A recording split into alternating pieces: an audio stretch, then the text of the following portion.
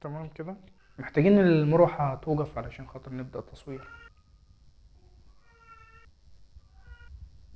لك ان تتخيل يا صديقي ان الحاجه اللي هكلمك عليها النهارده تقريبا عند كل الناس الناجحه او كل الناس اللي نفسك تبقى زيهم. ومعلش ملحوظه بسيطه في الحته دي، انا اقصد بالناس الناجحه الناس اللي قدمت فاليو للناس او الناس اللي قدمت حاجه كويسه للناس، مش الجماعه بتوع السوشيال ميديا والجماعه بتوع التيك توك وقله الادب والكلام ده. لا، انا اقصد بالناس الناجحه ناس قدمت قيمه حقيقيه للناس. ايلون ماسك، بيل جيتس، جيف بيزوس، عندنا الناس المصريين ابو زيد، علي محمد علي، مكاوي.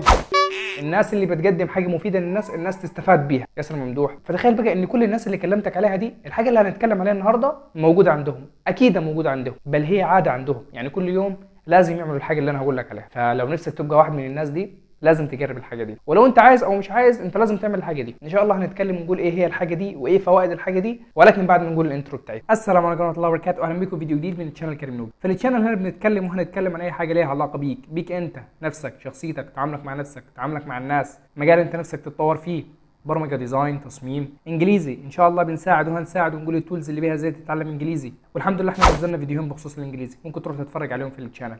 تلخيصات كتب، ان شاء الله الفتره الجايه هنلخص كتب، معانا شويه كتب قراناها كده، ان شاء الله نحاول ان احنا نلخصها ونجيب الفايده فيها. الخلاصه ان احنا هنا في القناه بنهتم انك تطور من نفسك ومن حياتك ولو على الاقل كده بدرجه 1%، ولو حاجه بسيطه جدا. فلو مهتم انك تطور من نفسك او انك تغير من نفسك، سبسكرايب في القناه وفعل خاصيه الجرس عشان توصل لك كل الفيديوز اللي بنزلها هنا في الشانل، وان شاء الله هتفيدك. طيب بدون سسبنس كتير او بدون اثاره كتير والكلام ده، الحاجه اللي هنتكلم عليها النهارده هي القراءه. لازم انك تقرا، تتعلم انك تقرا، لازم تتعلم انك تبدا تقرا. قبل ما نبدا في اي حاجه وفوائد القراءه وليه القراءه مهمه والكلام ده، معلش بس انا عايز اسالك سؤال، انت ليه ما تقراش؟ يعني ايه السبب اللي يخليك ما تقراش؟ للاسف يا صديقي العالم اللي حوالينا بيتغير بسرعه جدا وبيتطور بسرعه جدا، وبرده العالم اللي حوالينا كله بيتطور او كله بيطلع ناحيه حته التعليم، ناحيه حته المعرفه. لازم تقرا علشان تواكب العصر ده، او لازم تقرا علشان تواكب العالم اللي انت موجود فيه وتعرف تتاقلم معاه. انا عايز اقول لك ان 5 صفحات بس في اليوم قادره انها تغير حياتك، وهي جاست 5 صفحات او مجرد 5 صفحات تقريبا مش هتاخد معاك 5 دقائق. فواي نوت؟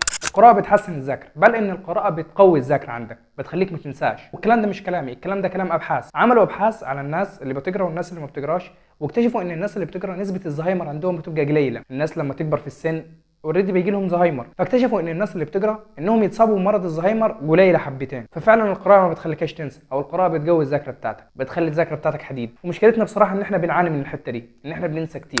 تاني سبب، وان شاء الله السبب ده هيفيدك جدا، وهي ان القراءه بتقلل نسبه التوتر او التشتت اللي عندك، وبتزود نسبه الاتنشن سبان. في العصر اللي احنا موجودين فيه او في العالم اللي احنا موجودين فيه نسبه الاتنشن سبان عندنا قلت جدا. ايه هو الاتنشن سبان؟ الاتنشن سبان ببساطه هو فتره الانتباه او فتره الدقه على حاجه واحده بس، يعني فتره انك تركز على حاجه واحده بس. للاسف لما عملوا بحث ولما عملوا تقرير على الموضوع ده، لقوا ان الجيل بتاعنا او اجيال الالفيه عموما اللي بتبدا من 2000 نسبه الاتنشن سبان بتاعتهم قلت جدا، ووصلت لمرحله ان هي ما تتعداش ال 30 ثانيه. يعني احنا ما نقدرش نركز على حاجه واحده بس لفتره 30 ثانيه، اخرنا 30 ثانيه ونركز على حاجه واحده بس.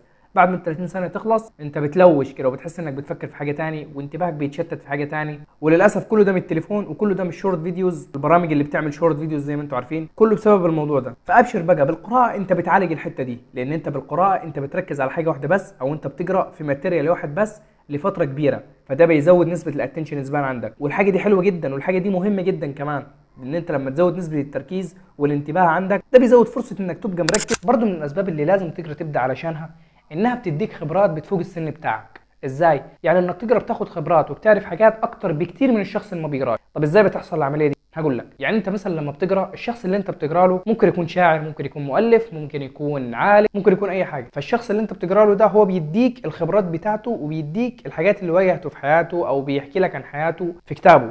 فانت بتاخد الخبرات بتاعته او انت بتاخد العلم بتاعه او المعرفه بتاعته عن طريق انك تقرا. فكون انك بتقرا الماتيريال او الماده بتاعت العالم او الروائي او اي حاجه من الحاجات دي، انت بتزود الخبرات بتاعتك، انت بتخلي الخبرات بتاعتك احسن بكتير جدا من الشخص اللي ما بيقراش، لانك بتخوض تجارب او بتروح لتجارب وحاجات انت ما خضتهاش اصلا في الحياه الواقعيه بتاعتك. انت دخلت مع الكتاب بتاعك او الكتاب اللي انت بتقرا منه، فده بيديك خبرات وبيديك علم وبيديك معرفه. والله يا صديقي ممكن بالصدفه انت بتقرا في كتاب تقابل جمله او تقابل كلمه تغير حياتك، وبصراحه بتحصل مع ناس كتيره جدا، وبصراحه حصلت معايا انا. بس انا للاسف ما قريتش جمله، انا قريت كتاب كامل عشان يتغير حياتي. ده الكتاب العادات الذريه، وان شاء الله هعمل فيديو مخصوص اقول ليه الكتاب ده غير حياتي، وليه الكتاب ده غير حياه الملايين كمان. الكتاب ده عظيم، عظيم جدا.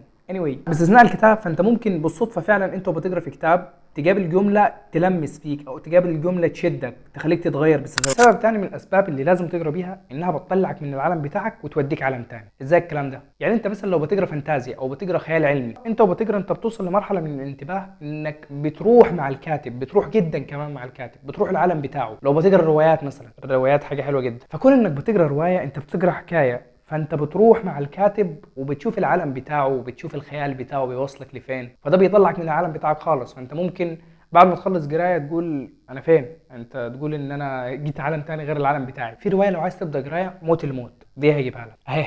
الروايه دي اسمها البعض لا يرحل ابدا، بتاعت مريم احمد علي. مريم احمد علي اللي انفلونسر بتاعت السوشيال ميديا. الروايه دي بتاعتها. الروايه دي لو بتحب الرومانسيه فدي هتفيدك جدا، انا بحب الرومانسيه. فلو عايز تبدا تقرا الروايه دي حلوه جدا بصراحه، وروايه حاجه خفيفه يعني مش حاجه علميه والكلام ده، هتفيدك والله فيها بوك مارك. فانك تقرا ده بينسيك همومك او بينسيك العالم بتاعك خالص وبتروح لعالم تاني. فيلا ابدا انك تقرا علشان تروح العالم التاني وتفك من العالم بتاعك شويه. انك تقرا وانك تتعود انك تقرا ده بيزود عندك حته التعلم المستمر. طب ازاي؟ نوضح المعلومه. لما انت ان شاء الله بتخصص جزء من يومك انك بتقرا مثلا 5 صفحات 10 صفحات anyway، ده بيقلب عندك لعاده، فانت كل يوم بتقرا بتكتشف حاجات جديده في الكتاب اللي انت بتقرا فيه. كل يوم الحاجه اللي انت بتقرا فيها بتزود عندك التعلم، فبتتعلم اكتر من اليوم اللي قبله. فلما تتعود انك تقرا كل يوم بتزود معلومات عندك وبتزود تعلم وتعليم. لو بتعاني من حاجه او عايز تتعلم حاجه او بتخاف من حاجه، فابشر يا صديقي، بالقراءه انت ممكن تروح تتعلم وتقرا عن الحاجه اللي انت بتخاف منها دي. يعني مثلا لو بتخاف من الرهاب الاجتماعي او بتخاف من التزاحمات والناس، انك تروح تقرا في المجال ده بيساعدك وبيعالج الحته دي عندك، زي الثيرابيست بالظبط او زي المعالج بالنفسي بالظبط. لو عندك مشكله مثلا انك مش بتعرف تتصاحب او انك مش بتعرف تتعرف على ناس، انك تقرا في الحته دي هتساعدك جدا برضه وهتعالج الحته دي عندك. فتقريبا القراءه في البوينت دي عامله زي الدكتور، انت بتروح تتعالج عند الدكتور، القراءه برضه بتعالجك من المرض اللي عندك او من الحته الوحشه اللي عندك. لو انت شغال او عايز تشتغل في مكان معين او في مجال معين، فلو بدات انك تقرا في المجال ده او في الحاجه اللي انت عايز تشتغل فيها او اوريدي انت شغال فيها، ده بيزود فرص انك تلم معلومات او تجمع معلومات عن الحاجه اللي انت شغال فيها. فلو انت شغال فيها ده بيزود البوزيشن بتاعك في المكان او بيخلي المكان بتاعك جامد، لان انت اوريدي جاري على الحاجه اللي انت شغال فيها. لو بتقدم على حاجه او نفسك تشتغل في حاجه، فانك تقرا في المجال ده بيزود فرص قبولك في الحاجه دي، لان انت بتبقى جاري في المجال وعارف المجال اكتر. كمان برضه لو عايز تتعلم حاجه ابدا انك تقرا في الحاجه دي وهيساعدك انك تتعلم كتير جدا. كمان القراءه بتساعدك جدا في الحته دي. بس تقريبا دي هي الاسباب اللي انا جمعتها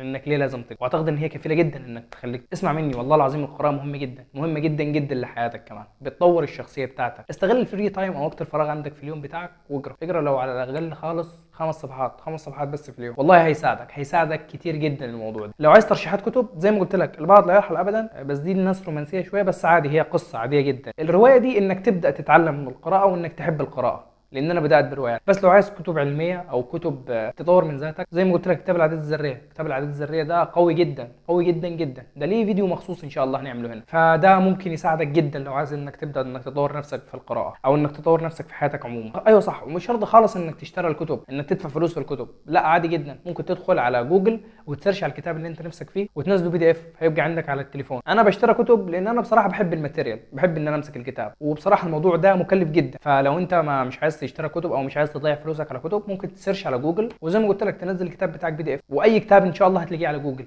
اي كتاب. بس فالموضوع بيجي سهل اهو، وزي ما قلت لك 5 صفحات في اليوم. فيلا ربنا يكرمك وان شاء الله تبدا انك تتعلم القراءه وانك تبدا انك انا كده خلصت، يا رب اكون فدتك. ما تنساش لو عجبك تشترك في القناه وتفعل خاصيه الجرس علشان توصل لك كل الفيديوز اللي هننزلها هنا في الشانل ان شاء الله. وفي الاخر thank you very much for watching and see you soon bro. باي.